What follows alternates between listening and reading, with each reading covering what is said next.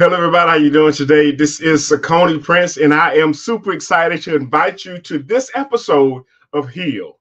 Heal is an acronym for Help, Elevate, and Learn, and it's a guide for healing your inner child, which goes on with my best-selling book by the same name.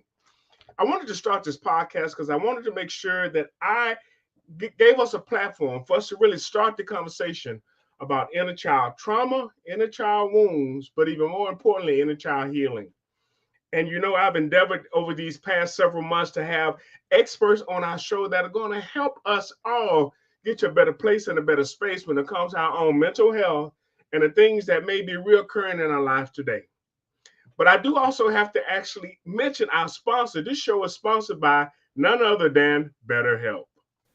This episode is sponsored by BetterHelp. BetterHelp connects you with a licensed therapist who is trained to listen and give you helpful, unbiased advice. First, you go to their site. You can use my link, betterhelp.com/SakoniPrinceHeal. You answer a few questions, and BetterHelp will match you to a professional who's had years of experience helping people with struggles just like yours. You can do it all from your phone or your computer, via a phone call, a video chat, or messaging. However you feel most comfortable, it is the easiest possible way to start talking to a therapist. You'll be matched to a therapist usually within 48 hours, so you can get started fast. Let BetterHelp connect you to a therapist who can support you all from the comfort of your own home. Visit betterhelp.com/SakoniPrinceHeal or choose Sakoni Prince Heal during your sign up and enjoy a special discount on your first month. So I can't thank BetterHelp enough for being a sponsor of this podcast. And I am super excited to have them come alongside and help us to raise this conversation about what it means to actually do that level of work that we can be a better version of ourselves. And I am super excited to get our guest on today. And I know that she's going to offer some information that is going to help all of us get to a better place and better space. So I want to bring up to the screen none other than my good friend, Miss Harriet Harris. Harriet, are you there? Hello. Yeah, can you hear me? Yes, we can hear you fine. How are you doing today? Perfect. I'm great. How are you? Good. Good. I'm doing well, doing well. Super excited to have you on the show because I know that you're going to share some things that are going to help all of us do better and be better. So, with that being said, tell us a little bit about yourself. Okay, awesome. Well, thank you so much, first of all, for having me. My name is Harriet Harris. I am the host of You Are Not Your Trauma podcast. I am a trauma informed coach. And what I do is I help people choose healing over hurting by providing resources, a platform, tools that will, and a community actually, that will help them to recognize that they are not defined by the things that they've gone through, recognize that they are not defined by those bad experiences or the trauma that they, in fact, are not their trauma. I am also the founder of You Are Not Your Trauma Inc., where we actually do that very same thing, is to support people and help them to uh, decide to take that path of healing versus hurting. Okay. All right. Well, great, great. Well, listen, I know that this show is going to be amazing, and I'm super excited to get into these questions real quick. So, the first Yeah. question I have is, in your professional opinion, how important is inner child healing? I'm going to say it's very important. One of the things that I say very, very often is you can deal with your trauma or it's going to deal with you.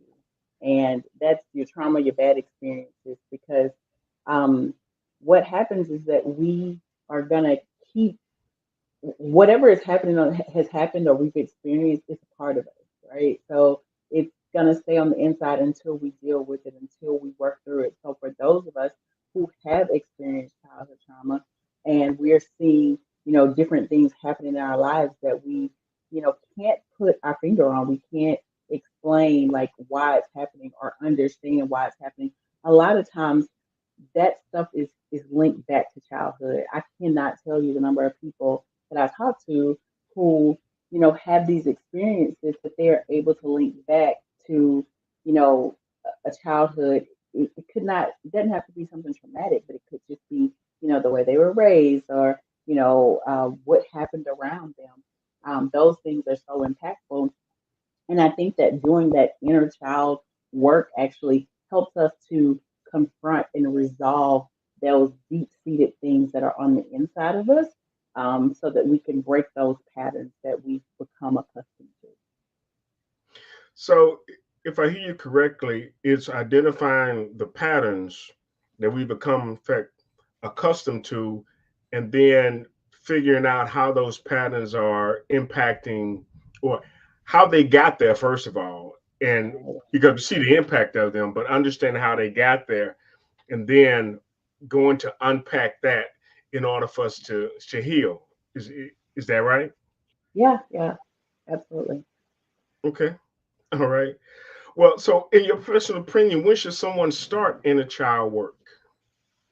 I would say they need to start the moment that they realize that there is something that is affecting them, their behaviors, their relationships, or even their self esteem. A lot of times, what those things that we're dealing with, they are linked back. Like I said before in the previous question, it's those deep seated things that are a part of us because everything that we go through, everything that we experience, it becomes part of who we are.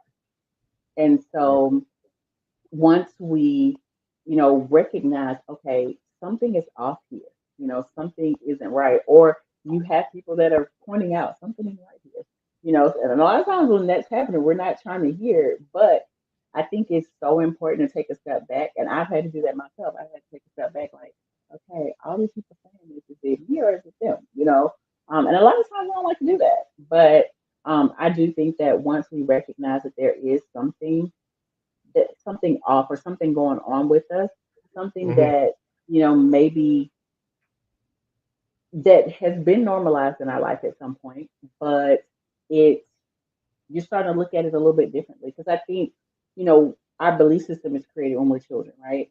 So for the longest time, we could believe that everything that we're doing is the right thing, only to recognize and realize once we are placed in new and different environments that those things may not be the things that we need to be doing, or we may need to recognize that, our belief system could take a shift, or, Right. the things that we've always believed, like just because mama them, grandma them, auntie them said it, don't mean that it's the thing that we have to stick with. And so I think it's important for us to identify those things once we recognize that something just may be just a little bit off or different, or it may not be that it's off or different. It may just be that, hey, I'm in a new environment and I see things operating in a different fashion. So, is there something wrong with how things have been? Like, where some people are normalizing certain things that seem to be good.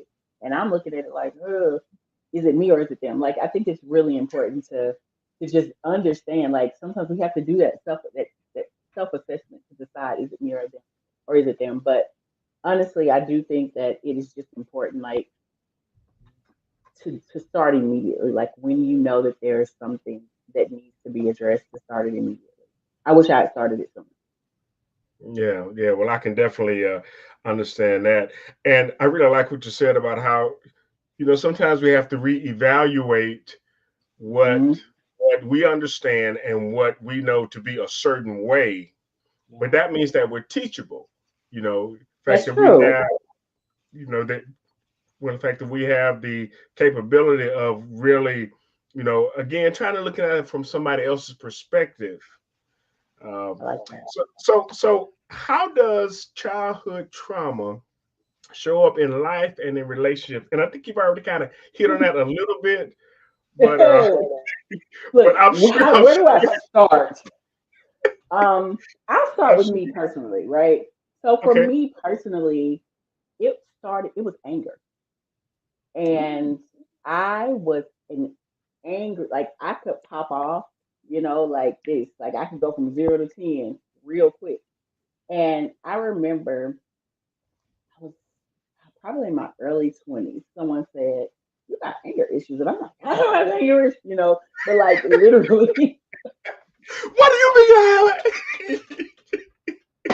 right? And looking back now, I can say, okay, girl, you was tripping, But back then I couldn't see it, right? And it takes you know, beginning to heal, to really see and truly understand that. And I actually did an episode about this on my podcast last season, but just how that there are so many traits that we have, trauma traits, that's what I called it, that we don't really recognize as as an effect of the trauma, as a result of the trauma, right? So we go through things and someone makes us feel like it's normal. We go through things and we just like, and then people are like, oh yeah, Susan, she's just like that girl. Don't worry about her. She always got an attitude. You know, Paul, he over there, he, and that's what we get used to. So because people normalize certain behaviors, you know, the pop off, people normalize that. And what I find so interesting is now people expect it, right, from me. So like, um, let's say, you know, I'll go through a drive through and they get my order on out there. And now I'm just like, oh, you know, it's okay. And then the people are like, what? Like, you're not going to, I'm like, no, like, you know, like, because I'm not that person anymore. Right. So Right. for me, I can honestly say anger. But some of the other ways that trauma shows up in our life is trust issues, insecurities, um, listen, I was definitely a no new friends type of girl because I was like, look, I got my spot, my people, you know, and that's another thing because I seriously, you know, I had trust issues, um, depression, anxiety, trying to think of something, self sabotaging, putting up walls and not letting people in. That was that no new friends space that I was in. That's another one. Um, Not being able to be vulnerable, like lack of vulnerability is another one. And then the other thing is that it can show up also physically. And I don't think a lot of people recognize that is that our bodies keep the score. There's a book, Yep. and I wish Yep. I had pulled it out, but there's a book. It's called The Right. Body Keeps the Score, and it talks about how even though sometimes our minds, our brains don't register what we're going through as traumatic, our bodies do. And it creates disease or dis-ease in our bodies. Right. And, you know, a lot of people, one of the things, one of the most popular ones I've seen is IBS. Um, but there are Irritable bowel other, system. yes, irritable bowel syndrome, yes. But there are other diseases that will show up in our bodies as a result of our bodies holding on to trauma, that we don't even recognize or realize. So, uh, I'm trying to think of something else. But oh, in relationships, you said it could be also that kind of same things, lack of trust, the fear of being hurt, like not wanting to like really show people who you are because you're afraid of being hurt, and that's friendship relationships or romantic relationships. So I don't think it's limited to, you know, one or the other. Um, Right. but yeah, so those are some of the ones and some of the ways So, that trauma can show up. and this is a good segue into my next question was that Okay. how can how can someone help others who are struggling to identify their need for inner child work? Okay, so good question. First of all, I believe that you have to have done the work yourself. Like you can't come telling somebody, "Oh, go do some work," if you are not in a healed space and place, right? So I would say that's first. You have to have done your own work. But then the other, because, and then the reason I say that is because when you do your own work, it shows. It shows up in who you are, and it helps that person. It makes you more relatable to the person who actually needs to do it.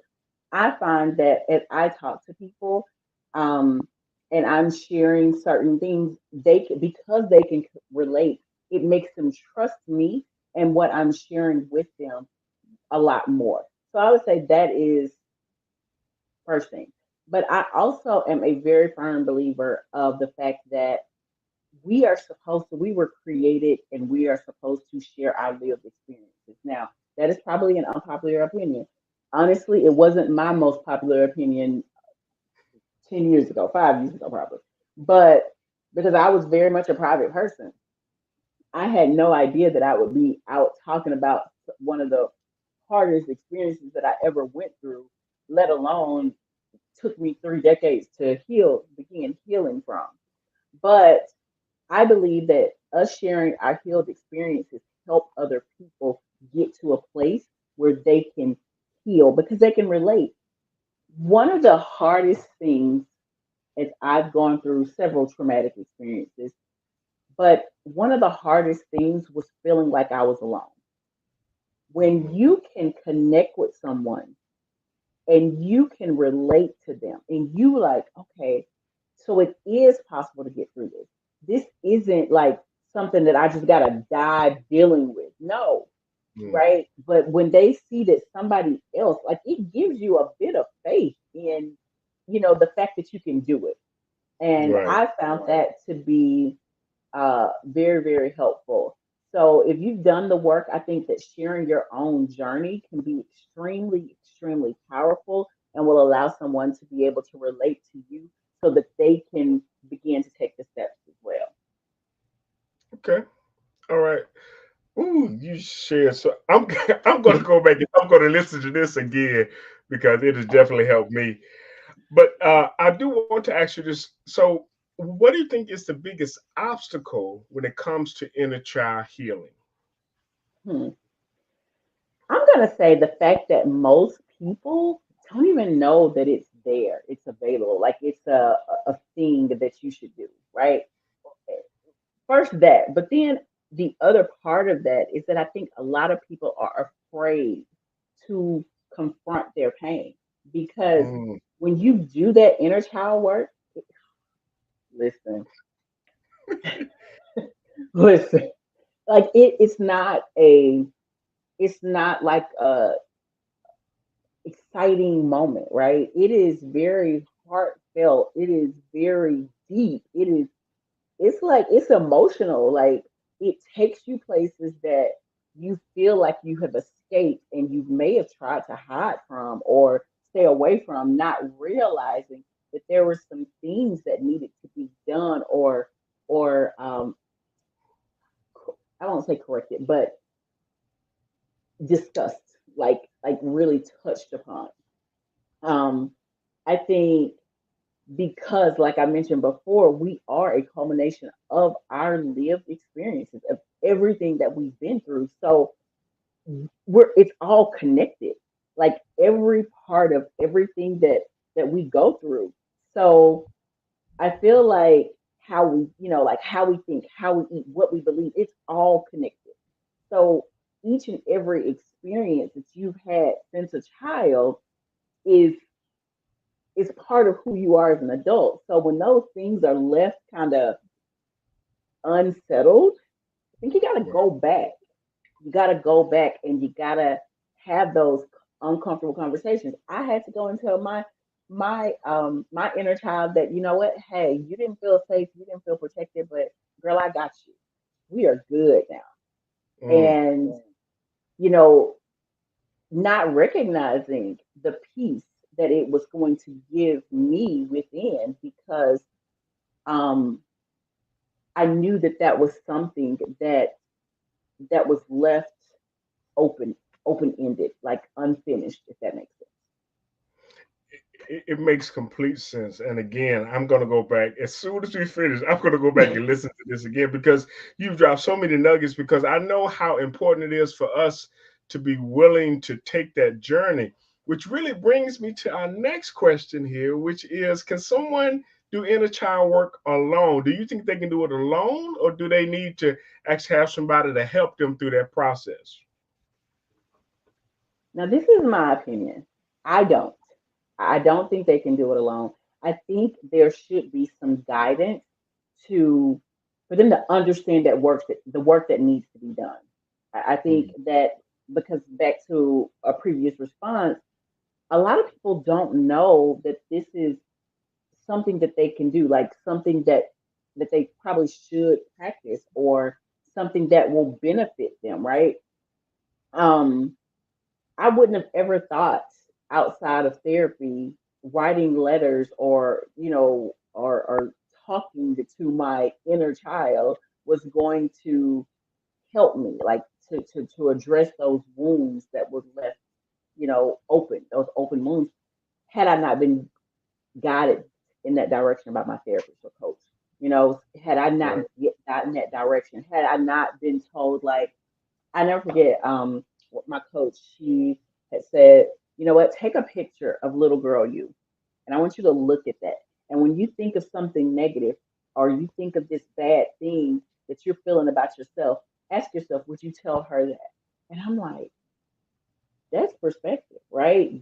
No Mm, way. Because I also have an 8-year-old daughter, because, and I'm not going to talk to her that way, you know. So I think that having that guidance is super important. Now, I'm not going to say that once you understand it and you're on the journey and you know that, like, that you can't continue on your own, or doing things once you've gotten the understanding of, you know, the first step. For instance, earlier this week, I was dealing with some stuff as I was journaling, and I had to write a letter to my young adult self. So, like, I'm not even just talking to my inner child, I'm talking to my inner young adult, because, you know, she made some decisions based on what the inner child went through that still needed to be, that are still left open, if that makes sense. right. Right. So, I just believe that there are so many phases, um, to us that aren't closed as we transition from one phase of life to the other. So, Right. because of that, I think it's just super important for us to continue those conversations. There is going to be a time that I'm going to have to reach back and talk to this version of me. I believe that, Right. because, you know, as much as we try to do and make the right decisions, sometimes life just put us in positions where, hey, we do what we got to do. Um, but I think that when we connect with the different versions of ourselves, and we tell them, we let them know that it's okay. It's, you know what, we're good. I got us from moving forward. You're now protected. You're now safe. You're now, you know, you're okay. Like, you're good. You know, I think it helps us to get to a place of peace and healing. Yeah, yeah, that's so true. I remember sharing with this friend of mine that the same amount of grace that you show other people, you Ooh, need to show that to yourself.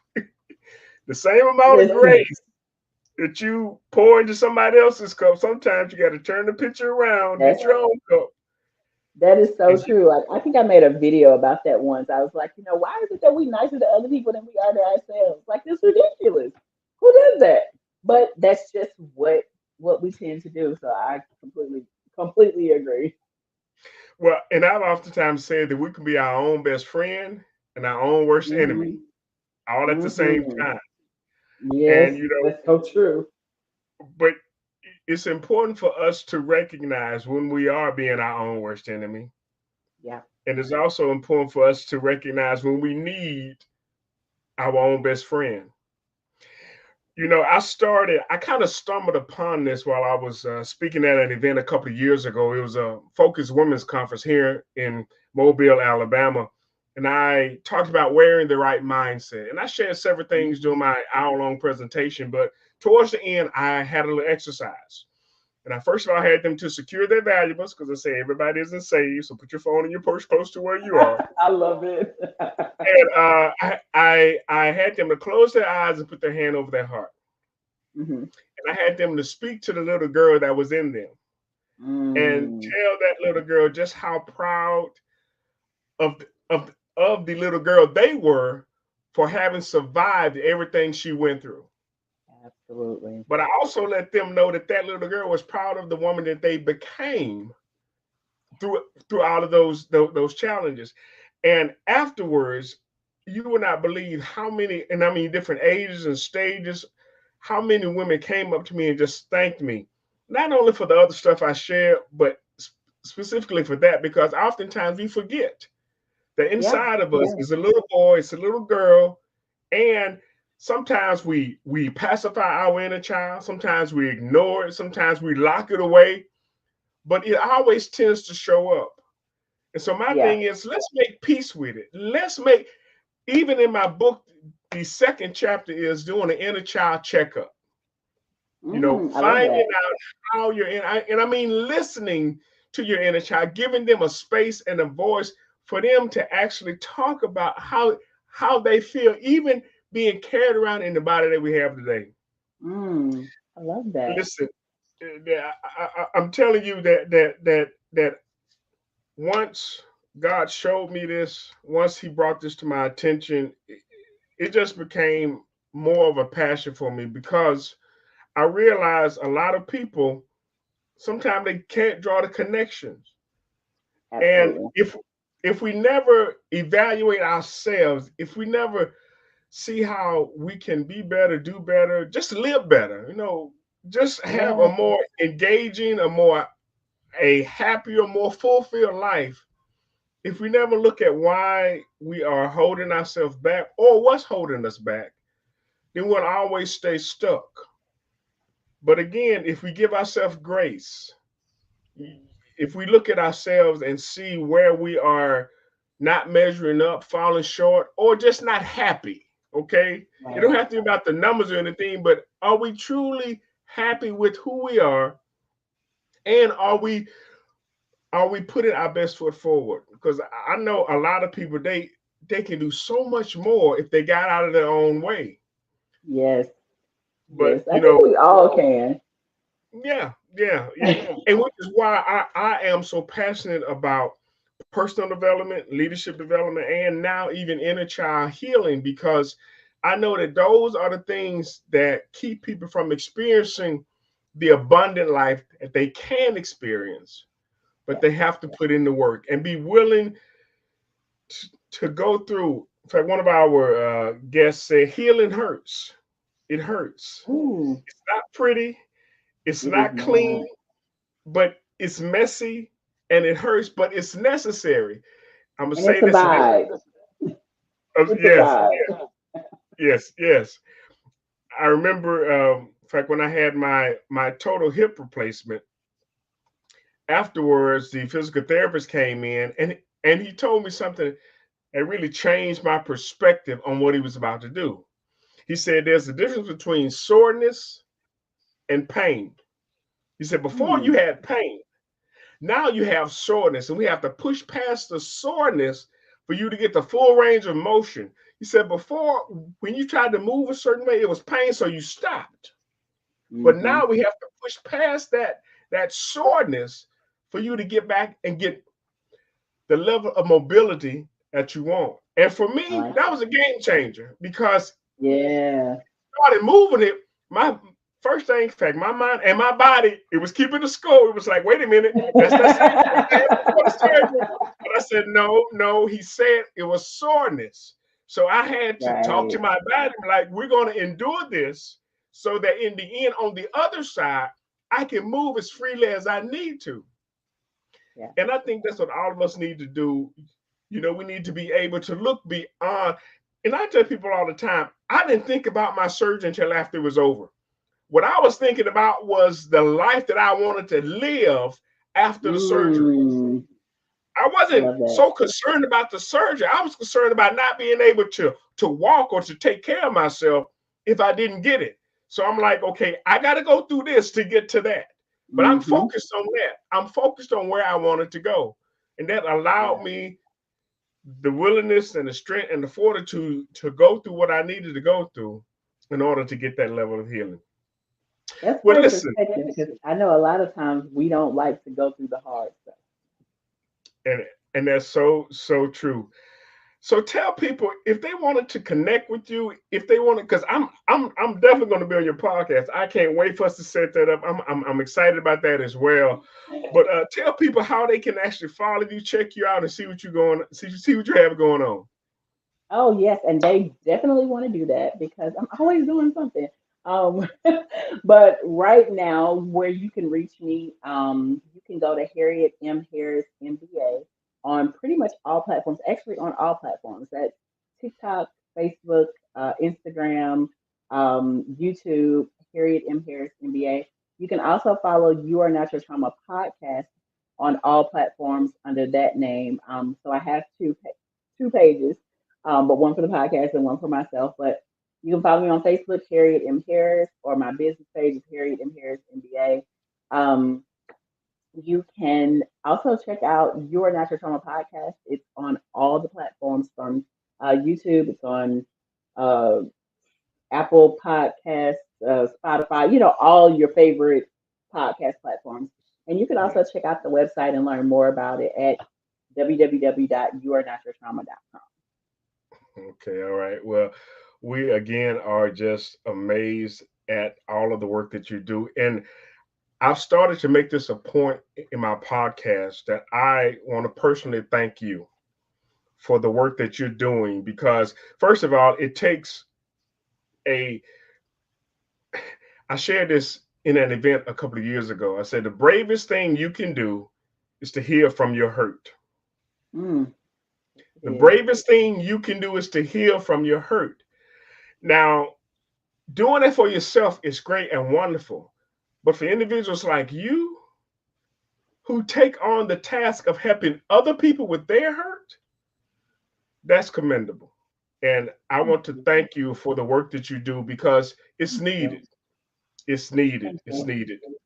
It So was listen, kind of like what you said. God just gave me a message, and He told me that, and I was like, "Okay, God, I'm gonna take this message on." But if I could say one last thing, I just of want course, of to course.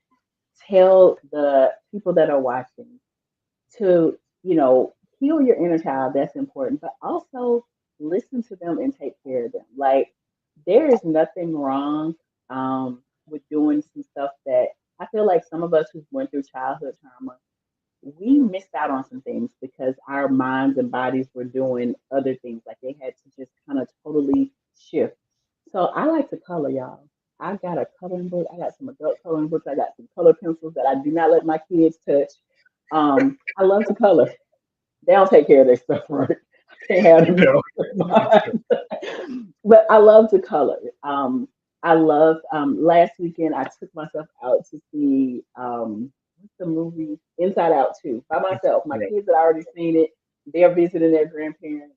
And I'm on a whole mommy self-care kick. So if you follow me, you can find out all about my mommy summer break and the self-care and solo dating that I'm doing with myself. So but no, seriously, but I really wanted to just share that. Like, make sure you listen to your inner child. There is nothing wrong with doing some of the things that that inner child missed out on and having fun.